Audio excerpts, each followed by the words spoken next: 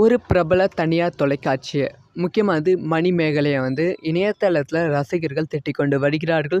முக்கியமாக தளபதி ரசிகர்கள் திட்டிக்கொண்டு வருகிறார்கள் அப்படின்னு தான் சொல்ல வேண்டும். ஏன்னா லேட்டஸ்ட்டாக சோபனா சந்திரசேகரை மணிமேகலை இன்டர்வியூ எடுத்திருந்தாங்க.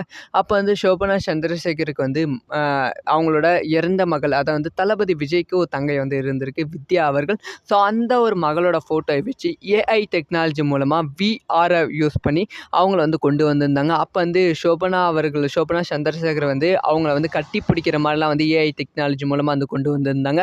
அதை பார்த்த சோபனா சந்திரசேகர் ரொம்ப ஹாப்பி அடைஞ்சாங்க. அப்போ மணிமேகலை ரொம்ப எமோஷ்னலாக சோபனா சந்திரசேகர் கிட்ட பேசினாங்க.